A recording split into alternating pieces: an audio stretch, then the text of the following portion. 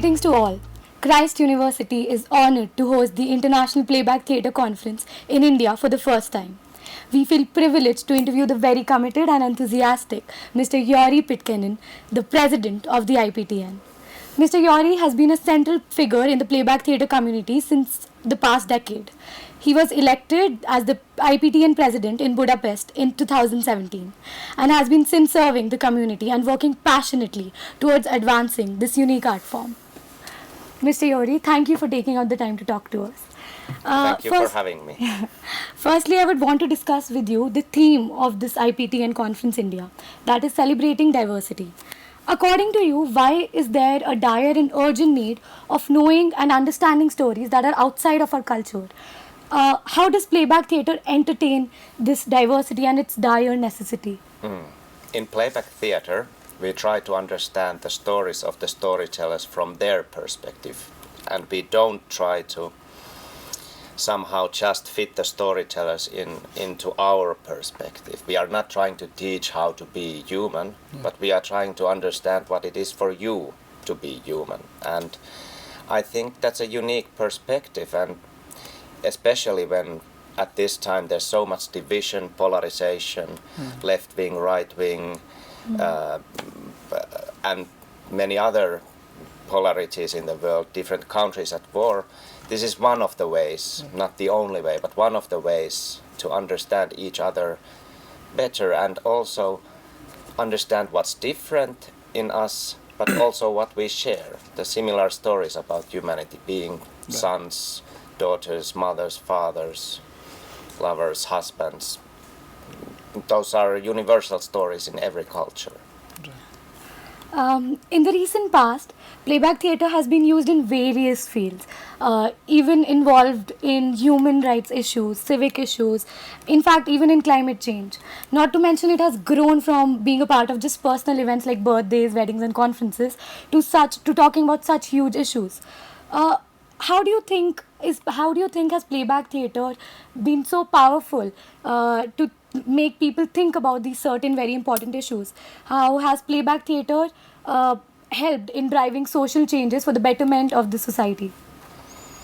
I think it depends very much on the performing group and how they are prepared to deal with different themes. But in every performance, the audience gets to see their stories on stage. And that's a very powerful moment when you see your story portrayed. It helps also you, because you get this mirror, it helps you also realize things about yourself sometimes also that, oh, maybe I should not think like that. And also when others see your story, you get a moment of feeling understood, heard, seen. And I think we all want to be accepted as we are, and that is very much in this art form. And I think that's why it also helps with many tensions in the society. So you've been doing playback theatre since more than a decade now. It is safe to say that you know this field inside out, probably by now. Playback is done by people who want to understand others and who want to do some good in the society. So for a veteran like you, how will you trace the evolution of playback theatre from the time when you just started, when playback theatre was new to the whole world, comparing to what it has become now? Yeah, playback theatre started almost 44 years ago, and at that time it started pretty much with the idea of human rights being involved in it, since Jonathan Fox was active in that area. And I got introduced to playback theatre when I was studying theatre, and in that setting I did not really know about all the applications in that moment. And for a long time I did playback theatre just in my group and had no idea about, but when I went to the playback society I understood what all applications there are, what amazing projects there are, and especially when I came to the international society, because there are many countries with people doing playback where there's a real urgent need, whereas in Finland it is still sadly pretty much a thing of more of the middle class. There are some groups who do more active playback theater, but most performances are done by groups for open audiences or for companies, which is great too, because I think it should be everywhere. But this social aspect, this social change aspect, is not as present there. Right. So you mentioned in your bio that you also train teachers this art of playback theatre. So is playback theatre part of the curriculum of education in Finland? And how do you link education with playback theatre? It's not part of the curriculum, but it's very common in Finland to use different drama methods in teaching. And my first education was I have a master's in education, and after studying theater, I wanted to start teaching the methods that I learned to other teachers. And playback theater is a very good tool to help the children start understand with them how to be with their emotions, understand each other's emotions. When children develop, the understanding of the other develops only a bit later. And this is one of the tools, how to practice it. How could I understand why my friend feels bad when I took his ice cream away? Because I could just be happy about the ice cream and not care. But if I understand and empathize, then maybe I give it back. It's very fascinating. Maybe we, even in India, can learn from your educational tips. You are also a psychodramatist. Yes. Now, for our audience, can you explain this specific term a little bit? Yes. So, psychodrama is founded by Jacob Moreno. It was in the early 1900s, and it is a form where it's a therapeutical form where you explore your own life on stage. So it is somewhat, there are some similarities between playback and psychodrama, and also many playback theater practitioners are psychodramatists, but it is a form of therapy where you are not just in your mind because you do things on stage. Your body helps you remember things that you otherwise might not, and it is a very powerful form and it also has extensive it needs many years to train to be a psychodramatist. You mentioned it's therapeutic. So how exactly playback theatre helps people to overcome negative emotions or trauma, to say?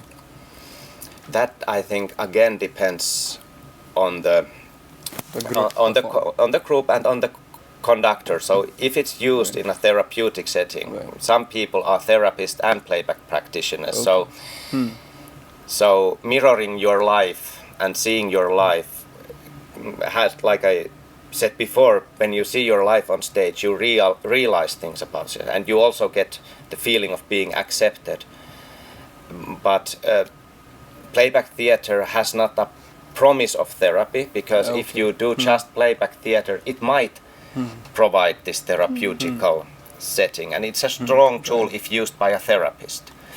But it also can just be very entertaining and fun and light. And this therapeutic part, I think, also in therapy, when you make a realization, the therapeutic thing doesn't happen at that moment, but when you start to process it later on and in life, and it depends on the person who sees their story, do they start thinking about it? Do they start processing and reflecting on what they could learn from it? And if they don't, maybe it's just a nice experience, but if they do, it might have severe effects. So it's playback theater combined with reflection, processing, maybe workshops, when it's kind of best used in this therapeutical context.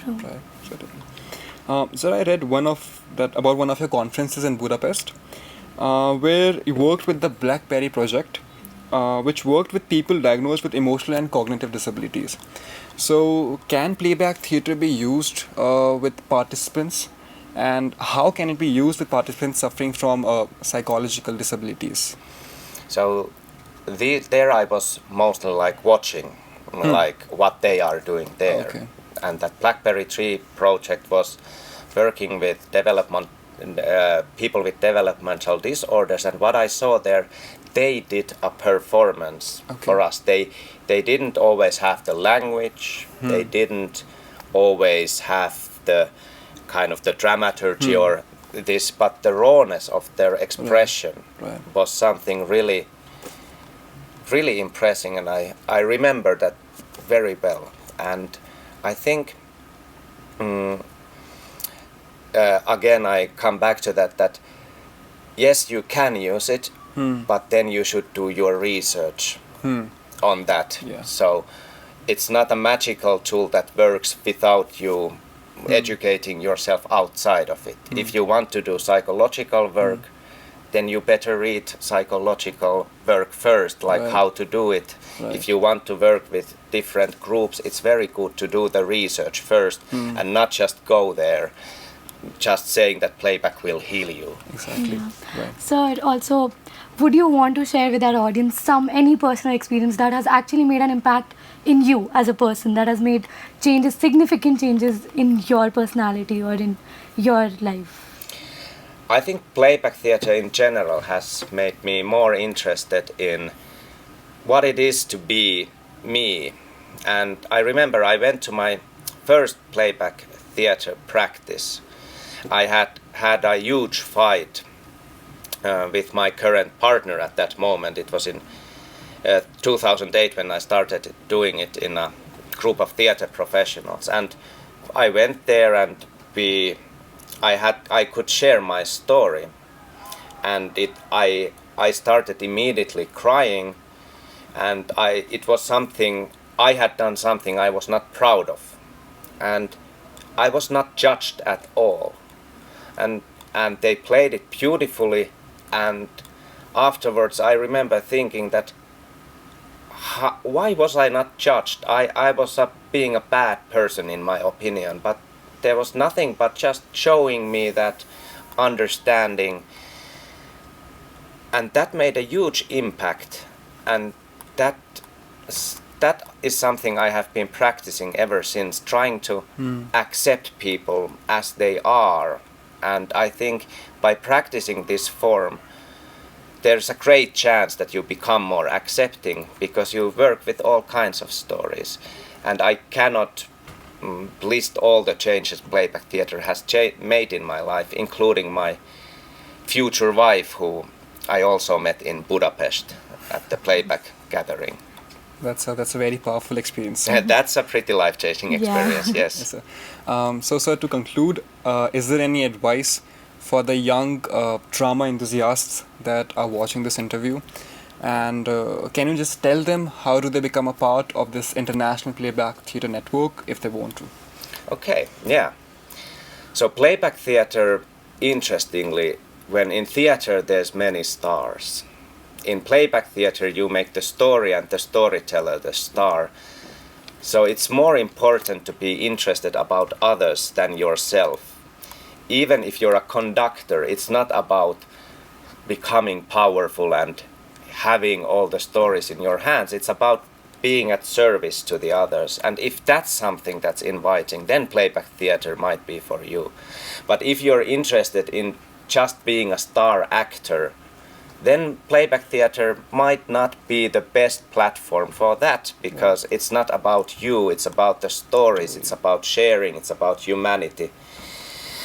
And to become part of the International Playback Theatre Network, we have a website called IPTN.info, and there is all the information of how to join. And we also have a regional representative here in India, Rajesh Pi, and who you can contact about becoming a member. There are instructions on the website, but it is in English, so at the moment it's still sadly a bit exclusive, because we are a voluntary organization that doesn't have the resources to translate it into all the languages of all our membership countries. So we are still relying very much on the regional representatives to somehow help people join IPTN. However, we have made it so that different countries have different prices. It's not expensive in any country, and we have related the membership prices to each country's economy. And again, International Playback Theatre Network, we do all we do for free, and we do it for everyone. So becoming a member is more supporting playback theatre and more supporting our work than getting something specifically for you. There are some things members get, but it's not an exclusive organization, so everything members get, others get too. But in case we don't have any members, we cannot host conferences like that. We cannot do any of the work that we do, and we are relying on the membership money to be able to spread this and do our work. For our audience's knowledge, Mr. Rajesh is also a major part of the alumni network of Christ University, who is the regional head of India and other Asian countries for IPTN. And it has been quite clearly an enriching and delightful discussion for us all. Thank you so much, sir, for sharing your time and your valuable experience with us. Thank you very much. Thank you, sir.